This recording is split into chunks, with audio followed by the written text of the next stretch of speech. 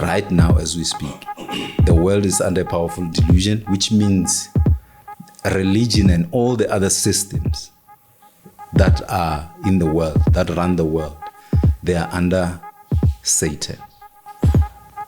So now the Redeemer or the redeeming truth comes to redeem the people from this pit or from this mental prison.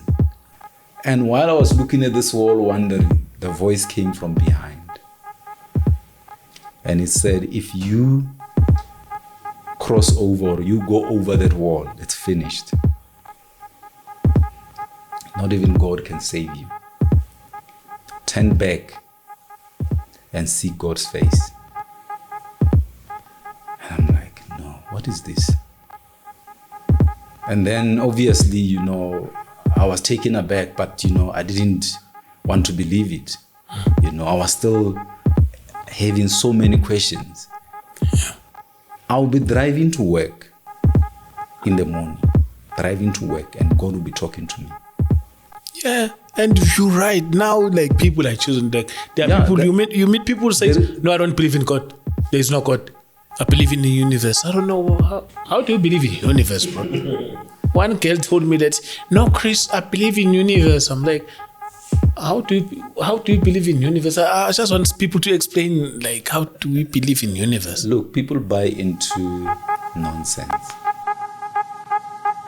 Welcome to the Dubest Show. Of course, I go by the name Chris Moss. You already know I'm doing the best show that makes any other shows look so stupid and whack. I'm talking you loving. As usual, on camera and sound, I got my man James, as well as on my right, I got my man Uganda. One story at the time. One testimony at the time. What time is it? Wow, amazing. What's time? Hey, mhlekazi lithini ixesha? Yebo mhlekazi ixesha likaThixo man. If you're new to the channel, please subscribe, press the notification bell, as well as join the membership. The membership is going up, so thank you so much, guys, and I love you so much at home. Please keep on joining the membership. Tell your cousins and your friends and your family to join the membership, so we keep growing. It's road to 100,000 subscribers. I'm so happy because we're going there, like, yo, you guys are subscribing, like, so keep on subscribing. Tell your friends to say, hey, guys, you're subscribing, we're joining the membership. This have to be the number one podcast in SA. Yeah, angibuka kanje kanda ngathi uthi ngeke. Ibona ungibheka njalo. The one podcast in the world. The planet. Hey, I'm too ambitious. Yeah, I have to dream, dog. Dream. Yeah, I'm with my beautiful brother dressing so smart. These guys who dress like this, I know they're smart. Yeah, kinda.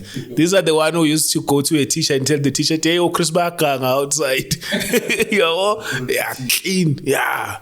My brother, welcome to the show, and you're looking nice, man. Welcome to the show. Thank you so much, Chris. Thank you so much, guys. Yeah. Finally, I managed to be here. Yeah. It's an awesome day. It's the day of the Lord. True. That's awesome. So, yes, I am the Son of Man, which is basically my title. What you mean? The Son of Man is my title. And then Aleph Yahu, which means the oneness of God. Ah. Yes. So where do you get this settlement? The Son of Man. The Son of Man is the title of the Chosen One. Okay. Yes. The Chosen One who's chosen to bring the truth to humanity. You like a watchman, or you not? The Redeemer. The Redeemer Christ is the Son of Man. So tell me, isn't it different between this the watchman and the Redeemer? Yes, the Redeemer comes to redeem through the truth. Because you must understand that the world itself now, it's under a powerful delusion. right now as we speak, the world is under powerful delusion, which means religion and all the other systems that are in the world, that run the world, they are under Satan. So now the Redeemer or the redeeming truth comes to redeem the people from this pit or from this mental prison. Because as soon as, you get into the system that is created by Satan, they capture your mind. They capture your heart, they capture your mind. So the only way that you can be set free, it's when the truth or the light of truth shines upon your life.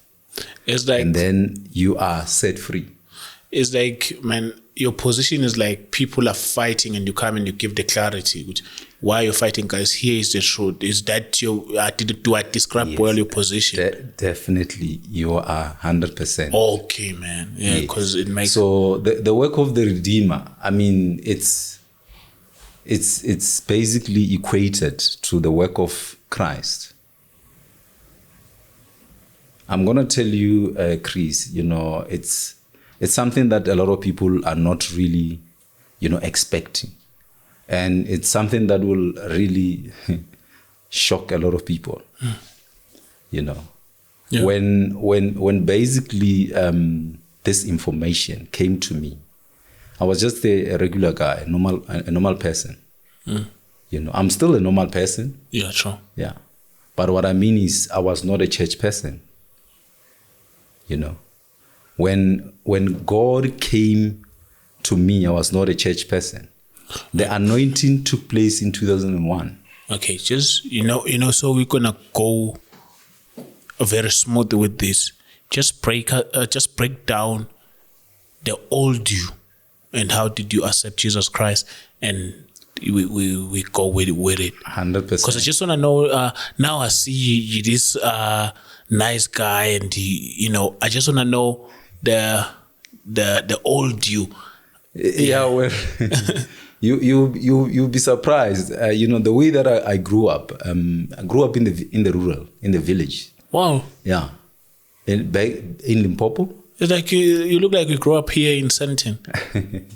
A lot of people say that. Yeah. But to be honest with you, from very young age, people will say, from around the village, they would see that, there's something different here. This guy, the way that he carries himself, and I was curious. From our village, there were like several churches, your normal churches, your ZCCs, your Lutherans, and all those kind of churches. So I was curious from maybe around age 7, 8. I wanted to know why are these people going there? What are they doing? So every Sunday I'll visit each one of them. How old are you? I was roughly around 7 at the time. Yeah. Yeah. I was starting school. Wow. Yeah. And you already have this mind, you're curious, and what is going on? Yes. And mind you, from my background, where I grew up in my uncle's house, they worshipped ancestors. Wow. Yeah. But then, I had this thing, I want to understand why people are doing what they're doing. Excuse me. So I would visit all these places. I mean, the ones that, I think it's apostolic, the one that beat the drums, and then even Zion, they do. Zion, the ZCCs. I would go there and watch them. When they pray, my eyes are open. I want to see.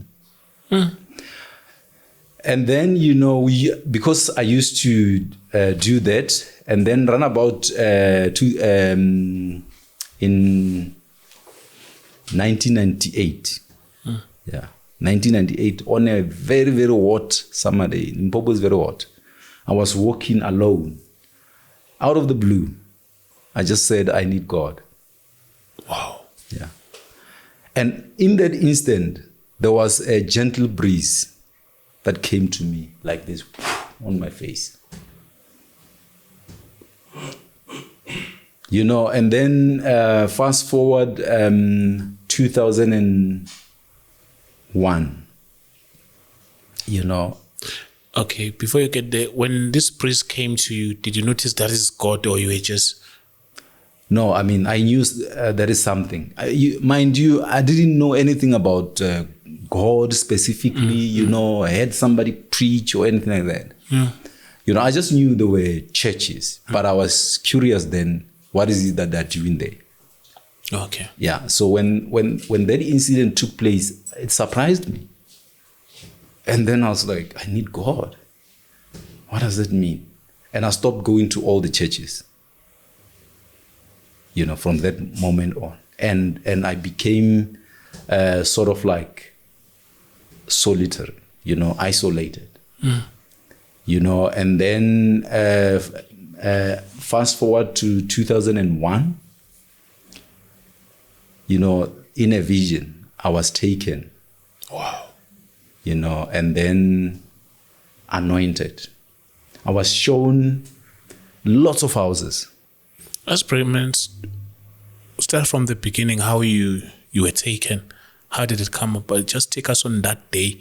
Like, give us every details. Yeah, basically what happened is, you know, I came to Gauteng. Yeah. You know, and then I was looking for opportunities. True. Yeah, you know, so I was staying with one of my uncles, you know, and then it's something that, I mean, I'm not used to it. But then there was this person or this figure, you know, I just saw myself, this figure.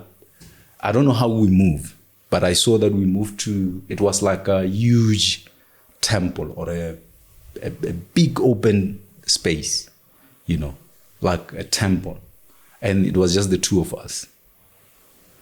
You know, and then you were sleeping, or you were just... It was a vision. Oh, it was so you Yeah, were... I was sleeping, yes. Okay. Yeah, it was a vision.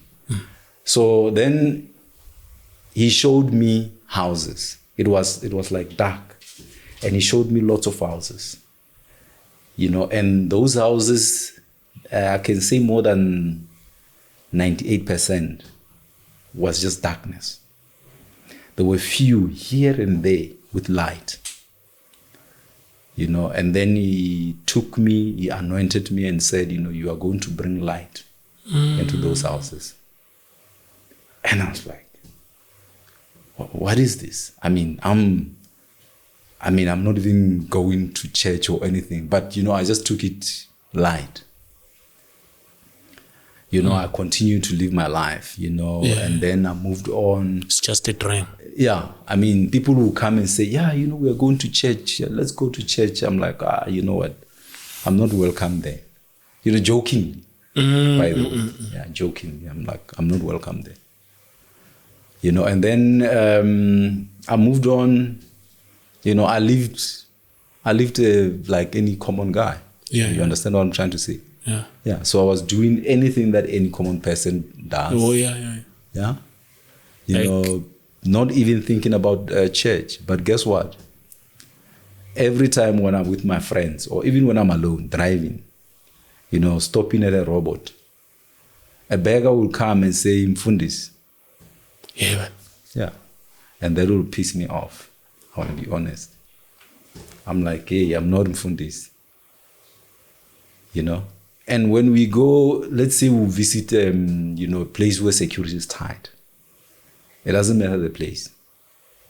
Where security is tight. We will be queuing so that they can scan or search us. But when they come to me, they'll say, I'm Mfundis. I win. Cool. I'm like, what is it? You understand? I have these questions. Why are people, strangers, calling me Mfundis? You know? Then, you know, it's okay. I moved on. You know, not giving it thought. But you see, in 2009, fast forward, 2009, you know, that's when God made it clear. You know, because then he started talking to me. Mind you, I'm not going to church. I'm living my life. He started talking to me and said, it's time. You know, he showed me in a vision. You know, I was walking and I came across a hall. This hall was, you couldn't see where it ends, going up. You couldn't see where it ends, going this way or that way. And while I was looking at this wall wondering, the voice came from behind. And it said, if you cross over or you go over that wall, it's finished. Not even God can save you. Turn back and seek God's face. And I'm like, no, what is this? And then obviously, I was taken aback, but, I didn't want to believe it. I was still having so many questions. I'll be driving to work in the morning, driving to work, and God will be talking to me. One day, I said, no, tell me, why me? Because there are churches out there. There are pastors out there, plenty, almost every corner in some cities. So why should I be another statistic? Why should I go in there? He said, you do not understand.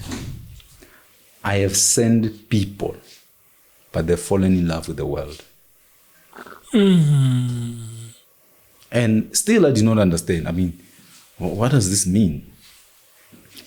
Do I also have to open a church and start a new religion? He said, no. You are going to teach even the pastors. You are going to teach them the truth, the redeeming truth. And, there were people that I was close to, and then I was like, hey, you know what? God is talking to me. They look at me like, you? I'm like, yes, honestly. They're like, come on. I'm like, I'm telling you, God is talking to me. At the time, you just still not accepted Jesus. You just a guy who, ladies man, drinking. I tell you, you're not going to believe. Yes, I was drinking. I was doing everything imaginable. Ladies man, I mean, you look at me. Yeah, because and at that time, all you guys, you glow. It's only me. It's only me. You see now you're older than me, but it's like I'm older than you. Hey, bro, it's bad. I don't know what. You have to see my younger brothers. Like they look older than me. Yeah, even the youngest, they look. Even me, I was like, when you say your age, I was like, where? You understand? So hey, it's older than you, Ganda. but bro, look, it's like I'm older than him. I'm 10 years, but not bad. Like if you look closer. Yeah. So it's amazing. So while I was doing those things, trying businesses, I remember this one time I had guys, I was sort of like mentoring them or coaching them. We're sitting in a restaurant, out of the blue, I felt someone or something coming. And as I was speaking, it was no longer me speaking. I was listening. But you were like speaking? I was speaking, but I was also listening. Yeah, man. And the people were looking at me with their eyes like this. I don't know what they were seeing. Bible. I'm telling you. And they were, I still ask myself, I mean, what happened then? And they ask me, these things that you are telling us, where did you get them? And I'm like, I also don't know where these things come from. Yeah, man. Just to backtrack, in 2006, I was writing a book. Yeah. About my life journey. And then there was this, I cannot really say it's a voice because it's not an audible voice. I had it impressed in my soul. It said, write about this. And when it says write about this, they give you what you must write about. The idea comes in your head that write about this. And then I'm like, what is this? And everyone around me, when they started seeing me, they're like, what are you doing? I'm like, you know what? I'm instructed to write. And I wrote. So, but, when these things were happening, because it was just me and this encounter and God. So there was not a person or a pastor or anyone that I can talk to. I had a coach, like a mentor, but he was not a believer. I remember he used to tell me, look, I don't believe in God. And I'll look at him, I'm like, you know what, there is God. He would say, yes, when I look at you, I know there is God. You would tell me that. But when I look at you, I know there is God. Because there's no way that you came out of that situation from your village and ended up where you are. It's God. If there is no God. He said it's impossible. He said people do not come out from where you have been and be where you are. There has to be someone who's helping. Yeah, he said there has to be some guy. He used to say this. There has to be some guy watching over you. Yeah. Because it's a white guy who was telling me this. He said, he doesn't know. Because he studies people, but he doesn't know anyone who has managed to rise. Come this far. Yeah.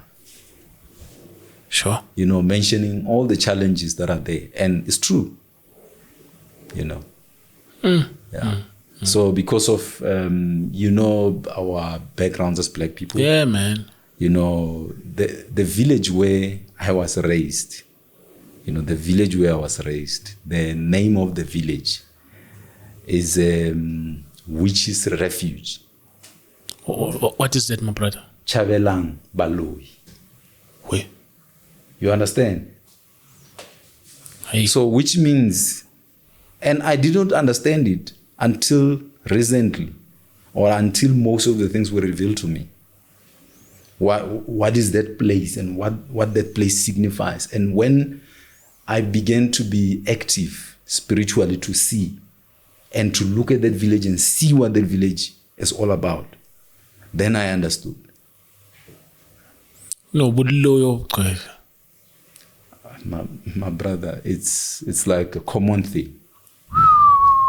It's either you are the witch or you must pray and fast. That's how you must live.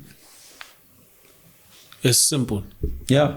I mean, it's the truth that applies now in South Africa. It's either you have to believe and be prayerful, or you have to be the one. Yeah, and you're right. Now, like, people are choosing. Like, there are people you meet people who say, "No, I don't believe in God. There is no God.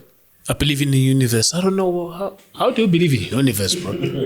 One girl told me that, "No, Chris, I believe in universe." I'm like, how do you believe in universe? I just want people to explain, like, how do we believe in universe? Look, people buy into nonsense. To put it, because you must understand the enemy is smart. He's cunning. He's not a human being. It's called an ancient spirit or an ancient serpent. So humans are just, naive when it comes to what is really going on earth. Because this earth is under the powers of darkness. You understand? So when people tell you that they believe the universe, or they believe they don't believe there is a God, or all those kind of things, you must understand, when you entertain a thought, you open a door. Yeah. Every time you entertain a thought, you open a door. And if there are entities around looking for that opportunity, they enter. And once they enter, they it's like when you start a fire, you start putting wood and all those kind of things, and then it grows.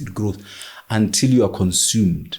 When you are consumed, you have convicted your heart completely.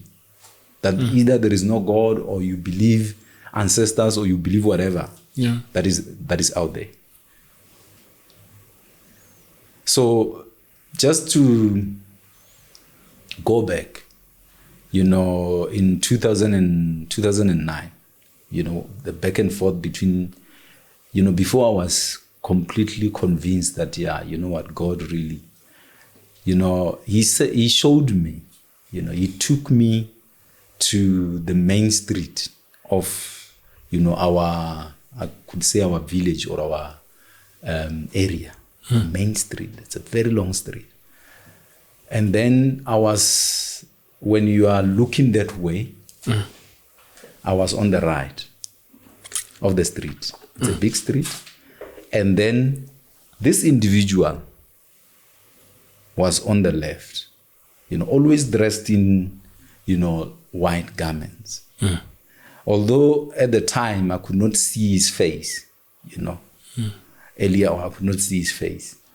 And then when I came first, in a queue, where people were given their gifts, they were given their treasures, business, anything. So that individual was throwing the treasures across the road. And you could not just jump and pick it, because each and every one of the pastors had somebody's names on it. He was not talking, but you knew what he was saying. You could read. You knew.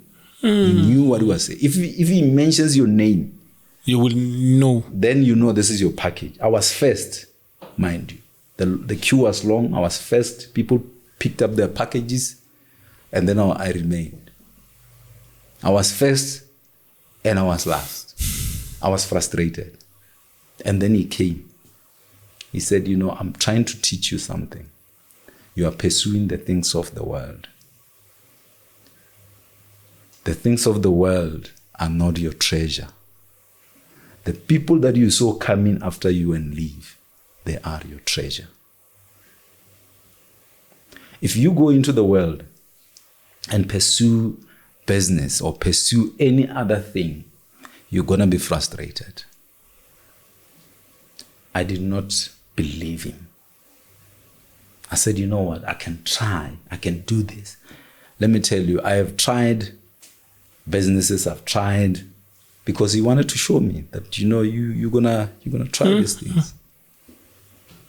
And of course, bruh, it's like, your story is very interesting, because like me, I was fired to every company. Not fired, but I would leave to every company. Maybe 8 companies. I would just get my money and I'm gone until I focus on the podcast. That's the only thing in my life that worked. Exactly. All and these things, bro. Like nge-break sengiyahamba. Bangibiza ukuthi ama-boss angibiza athi aqoka kanje la wena sikwazi ufike kanjani la utepisa lababhluke beluhambile. Dog, like when I get paid, like, but I never worked for a year kwi-company. Look, angaze ngibe permanent. Anginawo nje is that number yini kanti lento? I-person number. Ayinayo yona. Wena kusengithi i-person number vele akaba mina angeke ngifike. Yeah, my brother ngwaqhubeka. Yeah, you must understand that each and every person who is born for a purpose, if they stray, meaning that if you pursue other things, either, in ignorance, because most of the time people are ignorant. Yeah, true. There is a lot of ignorance among people. So you find yourself, like in your case, you're pursuing these things. But now, if you had forced yourself into those things, you would have ended up hating yourself. Yeah. You understand? Because God wanted you to establish this so that the truth can go out there. Bro, it was God, because, bro, I tried to work for these people to come early and do anything, but at the end of the day, they'll just find a point to fire me. I'm telling you, because, I'm going to tell you the reason that convinced me as well. You understand? Because, the man that I say was my mentor was a father figure to me. We were very, very much close. Loved him with all of my heart. You know, he took care of me from when I was still at school. You know, he took care of my education, part of my education in the later years, and took care of me when I came this side. You know. So, when I was convinced, it's when God told me that, look, you've got a choice, but you must understand that this is your mission. This is why you came here. You know, you came here for this. It seems like you're forgetting. It seems like you're forgetting. You've come here specifically for this. So if you insist, you must understand that until such a time that you act, things around you will be removed. They'll be taken. You must, out of your own free will, you know, you must recognize that this is what you need to do. No, you can give him to put on silent, James, yeah. So, okay. Yeah, just put it on silent, my brother. Yeah, no, it is basically on silent. I don't know. Oh, what you have vibrated to? Oh, you have vibrated. Yeah. Okay. Yeah. So, yeah, my brother. Put it far away, man. We Thank you. Yeah, my brother. Yeah. Yeah, so he showed me that, you know, the things that you love. And he even showed me that man that, you know. Even this guy that you love. Yeah, that, you know, this person whom you, because this person took care of your life, basically. Yeah, where everyone was running away from you, he took you in. You know, took care of everything. And then we ended up working together as well. So he told me straight, God told me straight, you know, I will take him out. And then everything, he showed me everything.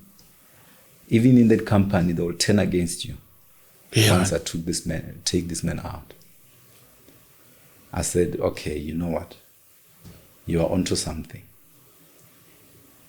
You know, you are onto something. You've got my attention fully. I don't even know where to begin. He said, I want you to go into the world, into the churches, and I want to go and witness and be a witness and see how they do things. Because these are the people that you are going to teach. People who are already in church. Church? No. I'm not already in church. No, I'm saying you're teaching people who are already in church. People who are already in church. Yo. Can you imagine? People who are already in church. And at this point in time now, he's beginning to reveal a lot of things. You know, where religion originates, you know, who runs things, you know, in the world. The synagogue of Satan, you know, the ones who are right at the top, who gives instruction all the way down. The ones who design the systems, you know, wherever they take their children, because you must understand there is a, you know, the schools of princes, yeah, and there is the schools of managers, and there is the schools for everyone else, yeah. So when I say that these things were revealed, I was taken there, literally, like, you know, spiritually, so to speak. I was taken there. You know, if there is something going on, you know, in Russia, I'm giving an example, I'll be taken there spiritually. And I will be, whether it's a meeting, maybe a leaders meeting or whatever, I'll be there. But the people will not see me because it's a spiritual, you know. When you come back, you know everything. You know, there was a time when I knew You know, I knew, and I had to tell God that, look, I'm still a human being. This is now going beyond, because now I know. You know, I look at, I used to see people, you know, and their business. People, leaders, you know, when they sign their deals, those who sign their deals with the darkness, I used to see some of your leaders that you love and so much, you know, I've seen. And the funny part, or the weird part, is that before they sign, they are aware that there is someone who's watching them. Oh. Yes. Because when I was appearing, when these things were happening, because this is, you know, at a later stage when now I fully, you know, accepted. Because when I accepted this call, I had to give up everything. Yo, bruh. Yeah, I had to give up everything. I had to give up my car. I had to give up my job. I had to give up my house. I had to be on the street, literally, like give up everything. Just be a simple person. Yo. That was, look, the most challenging thing that you can undertake. Yeah. Because now people begin to say, no, this guy is crazy. You understand? Yeah, from this to this. Yeah, you did not hear from God.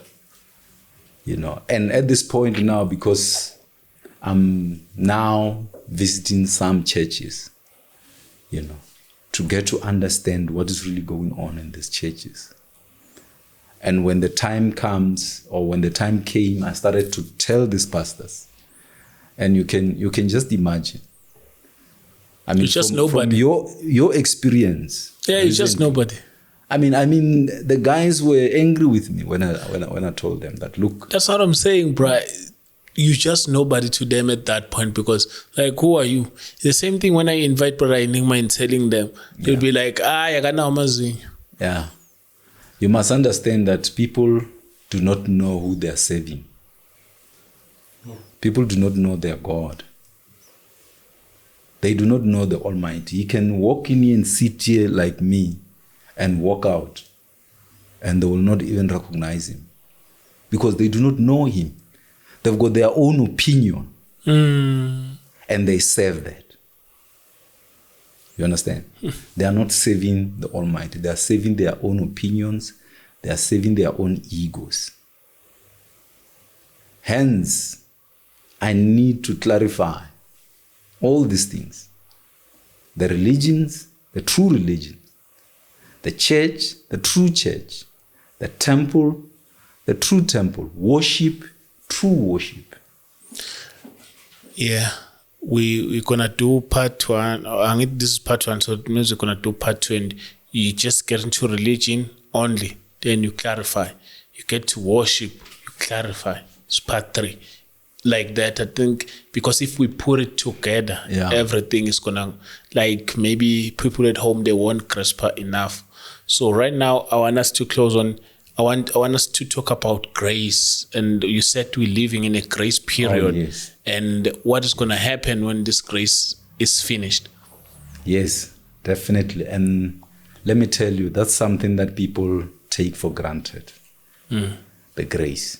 People take the grace for granted because they've got no idea what grace represents.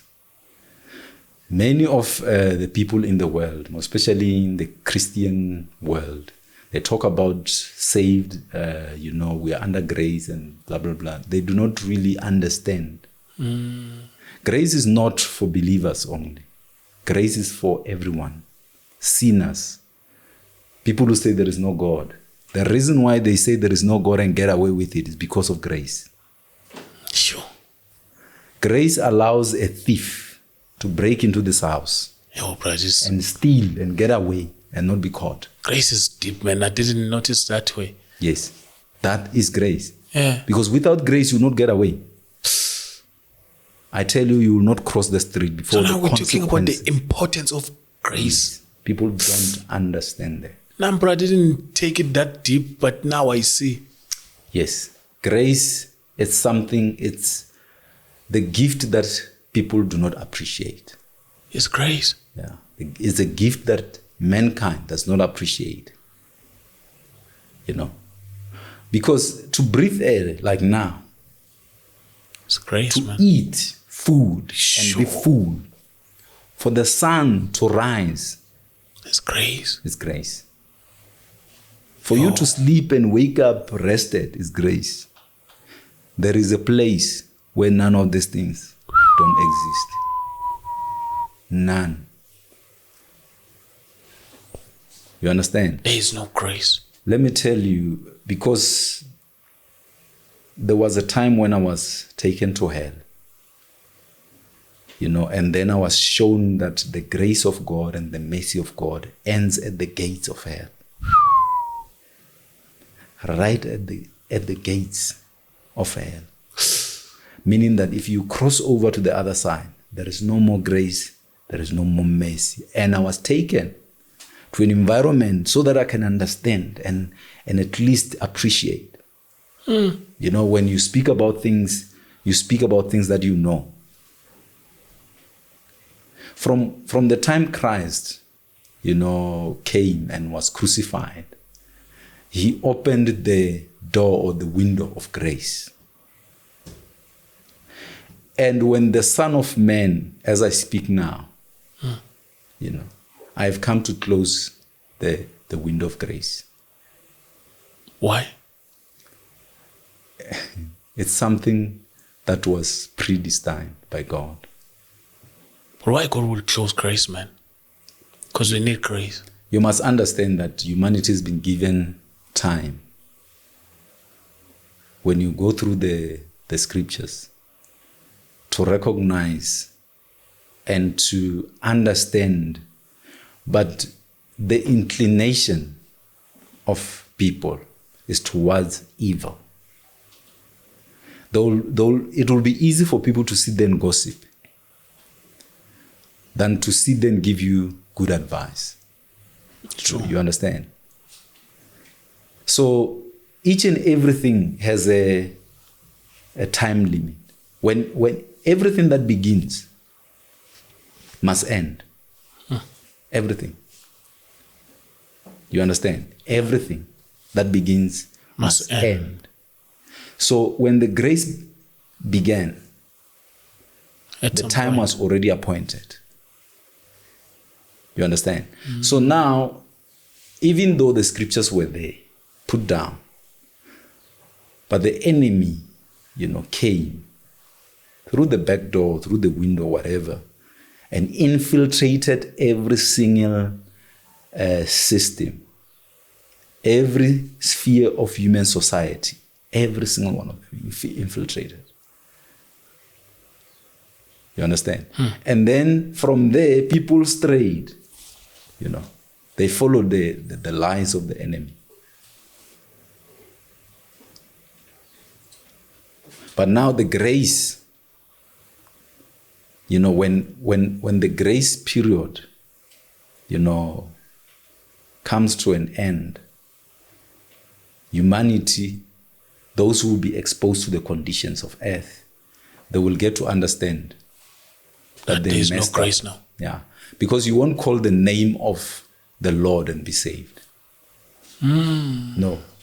When there is no more grace, it doesn't matter whose name you call. No help. No help. I tell you, I've seen, obviously, I've seen all the way to the end. You know, the end of the world, how things are going to play out. And then the rejection, you know, of the Redeemer, you know, and the so-called rapture, how it's going to play out, you know, and those that are left in an environment where the grace is not there, what condition they're going to be exposed. So you must make sure that right now, when you hear the witnesses, because the witnesses were sent, it's still grace for the witnesses to come and testify all around the world. They've been sent to go all around the world and witness and testify. This is the grace to say, heed these messages before the grace period is removed. And I want us to talk about, when you come back, what will happen after grace and the rapture? What's going to take place is that there's going to be an event. What I have seen, it's a spaceship the size of a city. Yeah. The size of a city. And then those who are the faithful believers, those who believed, they are the ones who went in, who were allowed in. And the rest of the people, they begged. I've seen presidents begging like children, but they were there was no grace. Yeah, they were denied. And as soon as we lifted up, so we're really going up. Yeah. As soon as we lifted up, we were like, when an airplane is about to land, and you can see, the structures down there. Yeah. We were like at the distance where the plane is about to land, and you can still see, okay, there are farms, there are cars moving, but they're tiny, they're small. The sea floor was lifted up. The ocean floor. Yeah. And then the water rushed inland. Billions perished in that incident. Or billions are going to perish in that incident. And Why are these people going after those who left? If these things destroy them, where do they go? They go to hell, or what is the story about these people? Look, there is hell. The witnesses that have spoken about hell, it's absolutely true. So unless you die in the Lord, you will go to hell.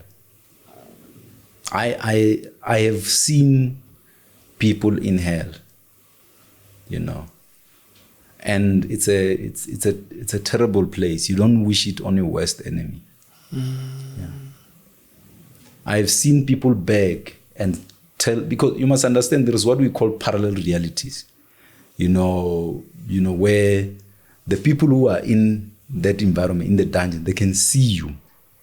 Maybe your family member who passed on, who did not pass on in the Lord, they see you and they see how you live your life and where you're going to end. They know you are coming to where they are. And they don't want that. They beg. For mess. They beg that, please, somebody tell him not to come here. You understand? But in hell, there is no angel that you can send and say, go and tell my child or my grandchild, don't come, they must not come. There's no angel. There's only demons. And they won't come and tell you the message. Demons are busy.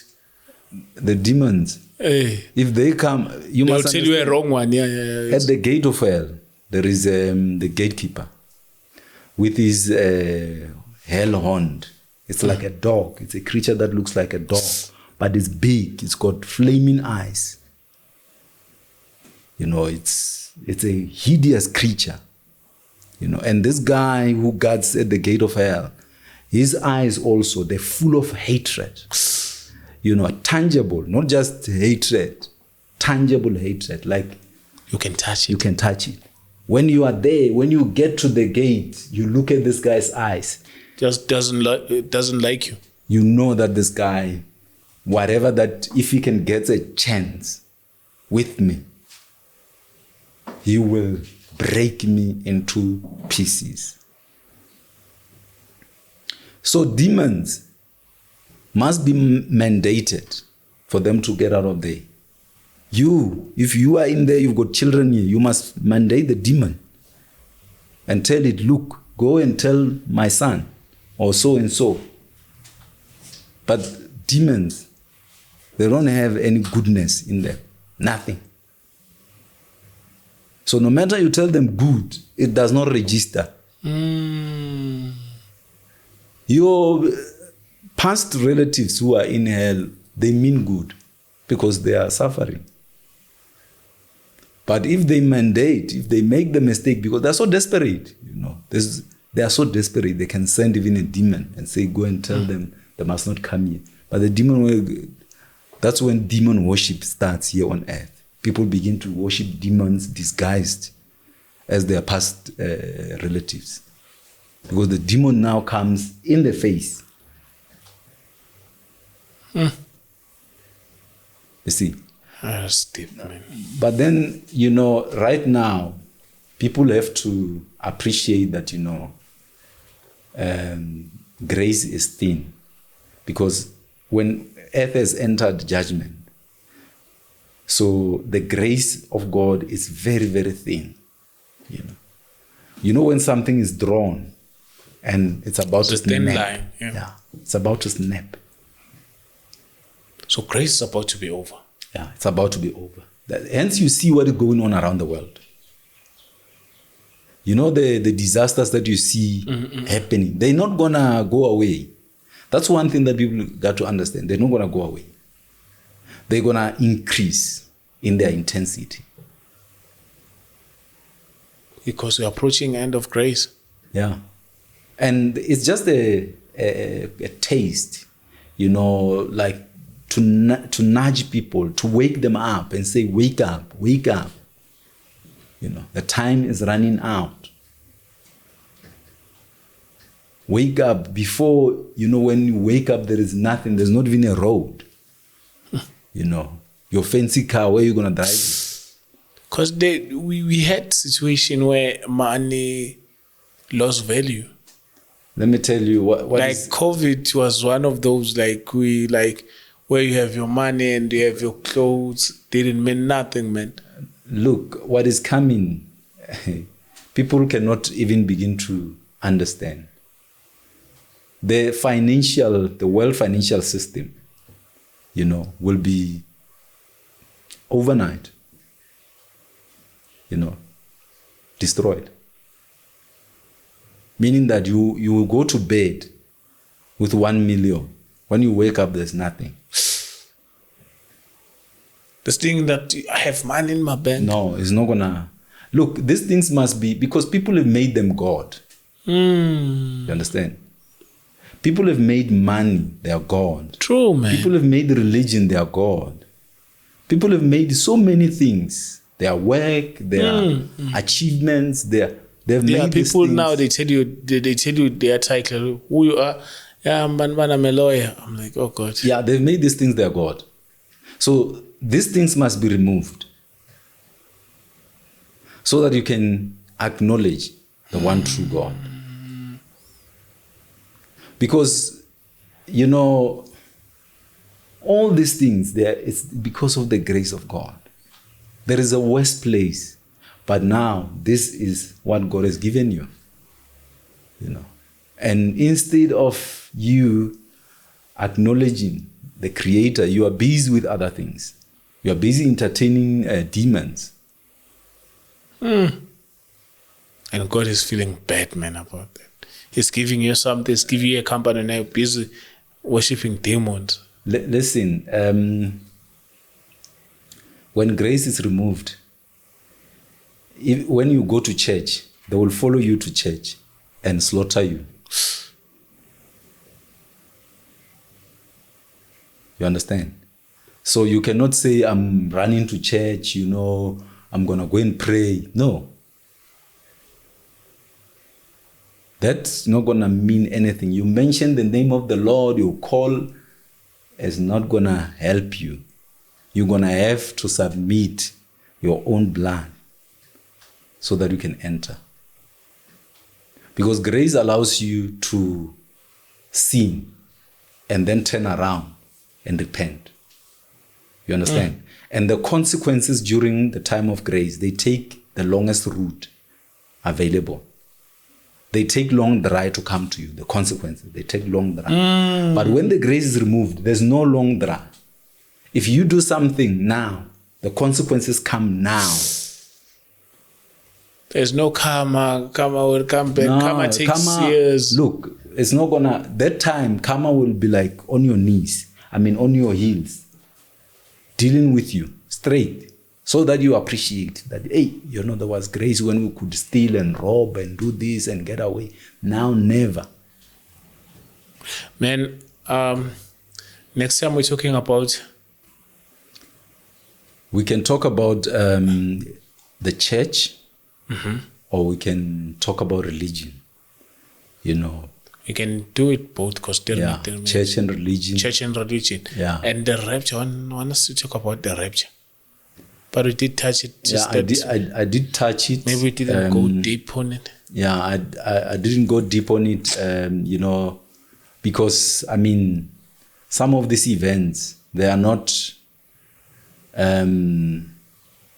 given out, completely.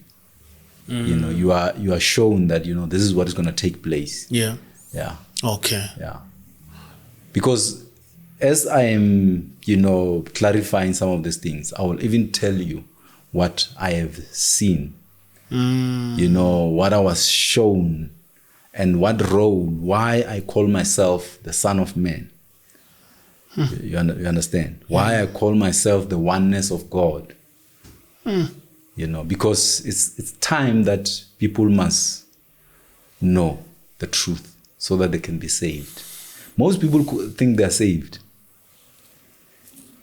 When I was still invited in some of the churches, because there was a time when they had to stop me. They said, no, we can't let you carry on, because it's like now you're going to destroy our church. One of the elders in the church, he was in the church for more than 15 years. But one time he called me, he said, you know what? I used to believe that I was born again. He told me, he said he used to believe that he was born again until 6 months when they asked me to teach. He said that day I knew I wasn't born again. He said the words that you were uttering, they were like a sword that was going through my heart. They were piercing my heart. He said I wanted to take my Bible and walk out of the church. But something said, sit and listen. He said it took him a while to accept. He was burning. He said when he accepted, after weeks, he accepted. He said, that man is telling me the truth. He said that's when the peace of God came into his heart. And things changed in his life. At work, things improved. In his home, things improved. He was giving me testimony as one of the elders who stood against me at some point. And he told me, look, I know that they do not like you, but I am behind you 100% because you saved me. Those were his words. He said, if you could do this to me, how about other people? He said, I know that God doesn't need 1,000 men. He only needs one man. He pleaded with me, basically begged me. He said, please, don't stop. Whatever God has told you to do and to say it. And don't be scared, man. Don't be scared. Yeah, man, no. James, what time is it now? Is it now? Okay. Next time, that means we're talking about church and religion. Yes, we can talk about church and religion, and then, yes, we can talk about other things at a later stage. Temple, worship, all those things need to be clarified. Yeah, but you WhatsApp me and say, Chris, I think we can, unpack this one. Yes. That is important. And you can also think about questions. Yeah. When you talk about rapture, Yeah, you are interested in Rapture, Chris. Hey, I'm scared of it. Look, there was a time when I was taken, the Lord took me to the garden, and then he showed me a plant, like a small shrub. And then it had 2 branches. One side was healthy, like green with flowers. The flowers had human faces. The other side was shriveled and dry with spikes. And while he was talking with his hand behind his back, he likes to Who said that? walk with his hands. Yeah, who said behind his God back. like to show off? Is Pastor? It's Kenny Campbell. Yeah, who said God was like he was like teaching? He Yeah. likes to walk with his hands behind his back. I've seen twice where he's walking with his hands behind his back. And then obviously when I saw he had like A belt. a golden belt or something like that around his waist, like this, And then as he was talking to me, going back and forth, the flowers with human faces, they were following him. And then he stopped and he said to me, come and embrace the shriveled part. Come and embrace it, embrace, hug it. I refused. I said, it's spiky and, all that. It's gonna hurt me or whatever the case may be. And then he went himself. And then he hugged that shriveled and dry and spiky. And he said, come, called me. And then when I went there and I hugged that, it felt like cotton. But when you look at it, it's spiky like this. But when I put it here, because when he said a hug, he said it felt like cotton. So he was showing me that, these are my creations. I love them still. You understand? You must not be afraid to go there and talk to them. They will listen to you. Like you say now that you are afraid of rapture.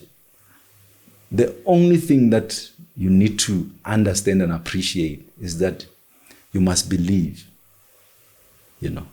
and you must begin a journey, of repentance. You must shun the world. Because if you love the world, I tell you, you're going to be, the world entangles you. Every time you love the world, it's like an attachment. They hold your leg. They hold both your legs. They hold you. You can't walk. So now, because one time this pastor, he said to me, I'm going to tell you this. He said to me that he saw me in mid-air. I was in mid-air. And then he wanted to come to me, but he couldn't. He said he tried to jump. On a roof, he jumped and he fell down. He couldn't. He said, and I was going. But he wanted to come to where I am. So when you are entangled, by the things of the world, the traditions and the systems of the world, when rapture happens, you can't fly. You can't go. You must deal with these things. My brother, thank you so much. You married? Yes. Oh, you don't put even the ring? No. Any reason? Well, honestly speaking, I never... The ring has never... I have always had a negative, view. I even bought rings, nice rings, lost them. Because brother, you must say a ring in now. Yeah, you know what? I concur with him, because there was a time when I said, you know what? The ring makes people proud. You see, Isn't just a pride, man. yeah, you must understand one thing, guys. Pride. Yo. Pride. Because anything that makes you proud makes you heavy, you know. Ish, my pride. Anything. It doesn't matter what it is. It can be your job. It can be As long your as it lifestyle. gives you that it can be authority. anything that makes you, if you can look at something and feel proud, you must just know you need to repent. I mean, I no longer have. Yeah, James. James, we're closing the show. We're closing the show. I'm saying we're closing the show. Yeah, but yeah. Yeah, kinda. No, like, like I wanted to say. No, like, I don't remember you mentioning your name or something. Son of man. Aleph Yahu, Your real name. Son of Man, Perala. at the moment. Because look, Hey, Ganda, Rapture, uhamba ne-Rapture. Hey, Ganda, understand something. This is it's my office, you know. The oneness of God, it's my mission, it's my office. You understand? Yeah, so man, I want people to understand that, you know, so that they can, when they interact with me, they know. But you're not talking to Tapelo. Is a son of man. Son of Man, Yeah. you know, and then with the mission of redemption, you know, to redeem the faithfuls. Yeah. Yeah. No, but I mean, I understand and I get you very clear. It's something that is not, you cannot even begin to imagine it. How is your lifestyle at home, man? I'm just now curious. Look, It's like you always clean wearing glasses and you don't want... no. Look, at the moment, because you know when God wants you to do something, God is not a man. And God does not respect your lifestyle or your profession or anything like that. Yeah. Those are the things of the world. You must understand that. Everything that you find here on earth are the things of the world. So you find things here on earth, you build an identity. Hey, You understand? I get you, my brother. I You- get you you where you're build it- going. And you see, the painful part is that when God removes you from that identity, you feel like, you know what, He doesn't love you because you've forgotten the mission. Yo. And that's what happened with me.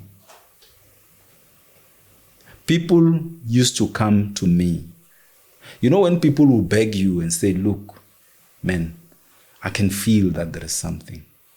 When I come near you, I can feel. Please. It's like you have to teach people something. And they leave you with that. I mean, one boy once phoned me early in the morning. And he said, you know, please don't change. Be like that and continue. And you know that if God has sent you, you have to obey and do what God wants you to do. You know what happened when I saw you? Hey, no, but I felt like I saw you before. No, that's true. No. I don't want to put it in a good way. I don't know, man. It's confusing. But when I saw you, it's like, because if I say before, it will sound like I Chris Unabang. But I felt like You have known. no, your face, I don't know, maybe we're passing. This can be not like this can be just maybe but when I saw you last time, but when I saw you I was like, I felt like, man, I met you before. Everyone. Although we never talk, but when you know, kind of, when you see someone like, Everyone. I met this guy, man. But my soul's like, Yes. I met him. Yes. That's everyone. I've heard people run to me. His name. No, look, everyone. Everyone. It doesn't matter whether you're white or black or yellow or anything. Everyone that meets me, I've had people run to me and convince me that I know you. White people run to me. People in a strange place will run to me, and then they realize, no, It's not him. yeah. Yeah, man. Because when I met you, I was like, in my soul, I was like, That's because you know me, Chris. man, I don't know. I don't have I don't know how to explain it. I don't have a good explanation. Let me tell you, there is not even a single person who doesn't know me. Not even a single person. The first time they see me, they know me, but then they like, no, man, I don't know this person, because the ego takes over. You understand? And then, every time no. when I look you, it's like, I know you when we were young or something. Yeah. Not now. It's like something would say, I ain't gonna clap number, but it's like, I get this thing which we were some-ish, bro. I don't know. No, I don't have a good. I can't explain it. You do. Everyone. If you ask any person, if I meet people, that's how they feel. Yeah, man. Yeah, that's how they feel. And I don't know how to explain it. Yeah. Yeah, that's how they feel. Everywhere I go, that's how they feel. If you allow me to talk to you, you understand? Yeah. But then obviously there are agents of darkness that know me exactly. They know every detail. Then they hate you. When one time I was talking to guys, and then this other guy comes, and this other guy calls him, hey, come and listen. I was teaching them, more especially about church and religion. Come and listen to this. The guy said, no, I know him. And they're like, how come? So I know him. He says, mentioned, and says, yeah, I know him. Yeah, man. Thank you so much for coming to the show. I'll see. I appreciate every moment. I appreciate you guys. Yeah, a man. lot.